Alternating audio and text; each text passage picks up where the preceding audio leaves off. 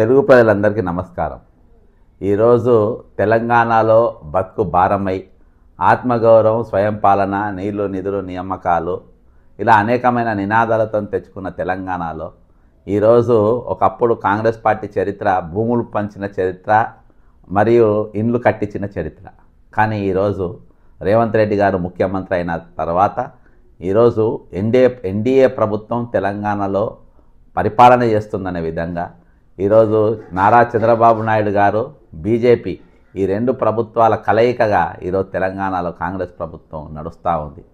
ఇక్కడ ఇండ్లు కొడుతుండ్రు, భూములు లాక్కుంటుండ్రు. హైడ్రా పేరుతోని ఇండ్లు కూడుకోవడం, బహుళజాతి కంపెనీలు, పెద్ద పెద్ద కంపెనీలు ఈరోజు మన దగ్గరికి రాబోతున్నాయని చెప్పేసి భూములు లాక్కోవడం, ఈ రెండు కూడా పొరపాటుగానే జరుగుతూ ఉన్నాయి.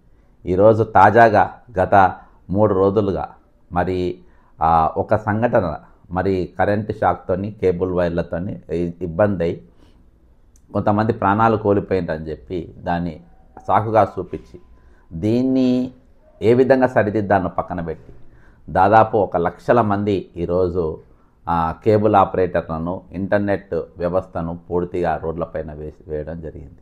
దానిపైన కేబుల్ టీవీ ఆపరేటర్లు మరియు ఇంటర్నెట్ నడిపేటి వాళ్ళు రేవంత్ రెడ్డి గారికి ఒక చిన్న లెటర్ కూడా రాసినట్టున్నది.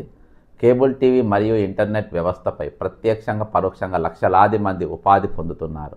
వ్యవస్థలో లోపాలు ఉంటే లోపాలను సరిదిద్దాలి, కానీ వ్యవస్థనే చంపుతా అంటే ఎలా? రేవంత్ రెడ్డి గారు అధికారం ప్రజలకు మంచి చేయడానికి ఉపయోగించాలి, కానీ చెడు చేయడానికి కాదు. 40 సంవత్సరాలు కాంగ్రెస్ పార్టీలో పనిచేసిన వారికి రాని అవకాశం కేవలం 4 సంవత్సరాలే పనిచేసిన మీకు దక్కింది. ఆ పదవిని ప్రజలకు మంచి చేయడానికి, నలుగురి పొట్ట నింపడానికి ఉపయోగించండి, కానీ నలుగురు పొట్ట కొట్టకండి. ఒక పొట్ట కొట్టినవాడు బాగుపడినట్టు చరిత్రలో లేదు, చరిత్రహీనునిగా మిగిలిపోతారని వాళ్ళు ఒక లెటర్ కూడా వాళ్ళ తరపున పెట్టిందని చెప్పి దాదాపు దీనివల్ల మా 10 లక్షల మంది ఈరోజు దానిపైన, అంటే ఇంటర్నెట్ కానీ వాడేవాళ్ళు దాదాపు 10 లక్షల మంది వాళ్ళు కూడా ఈరోజు ఎంతగానో ఇబ్బంది పడే పరిస్థితి.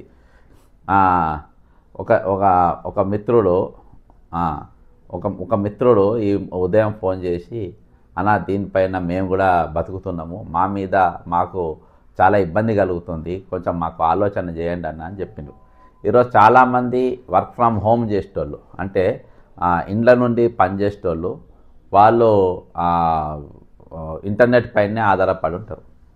ఈరోజు వర్క్ ఫ్రమ్ హోమ్ చేసేటోళ్ళకి ఇంటర్నెట్ లేక వాళ్ళు చాలా ఇబ్బంది పడే పరిస్థితి ఏర్పడ్డది.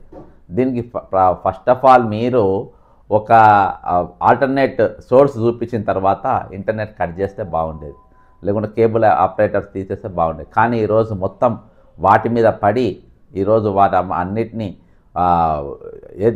యుద్ధ ప్రాతిపదికన వాటన్నింటినీ ఊడబీకే పని కంకణం కట్టుకుంది. బతుకుదేరువులు దూరం చేయాలంటే రేవంత్ రెడ్డికి చాలా ఇష్టం.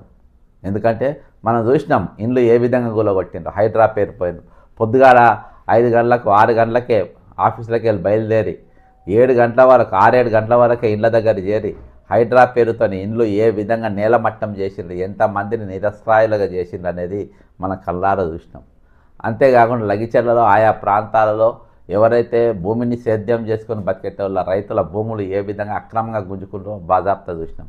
చిట్కే ఏళ్ల మీద వేసిన పని. ఈరోజు కేబుల్ ఆపరేటర్లు, కేబుల్ వైర్లు బాజాప్తా ఈరోజు వాళ్ళ బతుకు దాదాపు లక్షల మంది దానిపైన బతుకుతున్నారు. దాదాపు ఒక 10 లక్షల మంది వరకు అందులో వీక్షించేవారు ఉన్నారు. వాళ్ళందరినీ కూడా ఈరోజు రోడ్డు మీద ఎక్కించిన పరిస్థితి. కాబట్టి దీనిపైన ప్రభుత్వం పునరాలోచన చేయాలి. 100% ఎవరైతే ప్రాణాలు దీనివల్ల కోల్పోయినరో అది చాలా దురదృష్టం.